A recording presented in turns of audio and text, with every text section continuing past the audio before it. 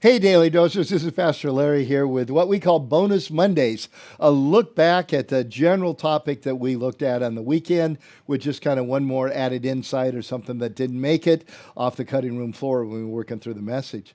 And last weekend we looked at 2 Samuel chapter 19 and chapter 20, where even when David is in the midst of doing everything right and God has shown up to remove Absalom and the coup that it looked like it was going to take David's life and in his reign, and God restores him right in the midst of that, right as he's crossing the Jordan, a guy named Sheba shows up.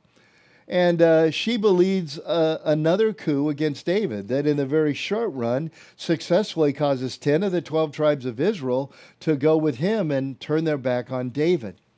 Now, as we looked at that passage, I pointed things out like the fact that the spiritual battle we face is absolutely real, and that there will always be Shebas in our life.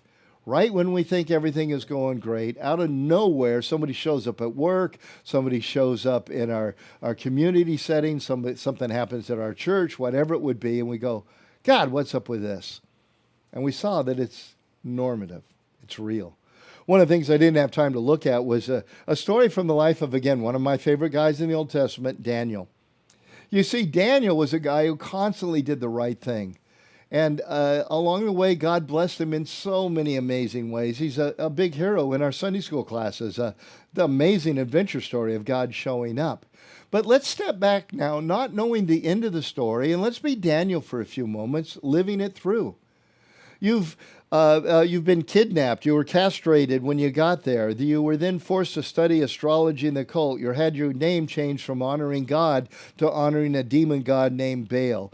And after you're all done with that, you're put in the administration of the actual king that not only destroyed your hometown Jerusalem, took things that were devoted to God in the temple, brought them back, put them in the temple of his demon god to show that his demon god was more powerful than the real God, and now you're put into his administration to serve him.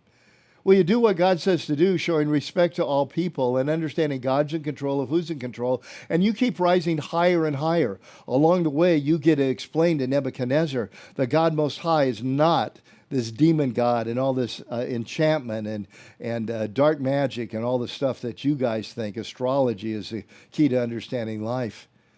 And then, just about as you've so distinguished yourself that the king plans to set you over the entire kingdom, you're going to be like the COO of Babylon. At this, the other administrators, satraps, that's a name of authority then, tried to find ground for charges against David in his conduct of government affairs. And Daniel chapter 6, verses 3 to 5 says they were unable to do so. They couldn't find any corruption in him because he was trustworthy, and he was not corrupt and not negligent. He did his job incredibly well. And finally they said, we're never going to find any basis for charges against this man, unless it has something to do with the law of his God. And a famous story goes on where they convince Nebuchadnezzar to make a rule that no one can pray to anyone for a series of time except for the king himself. And David continues to pray to God. And because of that, because it was a law called the law of the Medes and Persians that could not be changed even by the king once it was passed, he's thrown into a lion's den.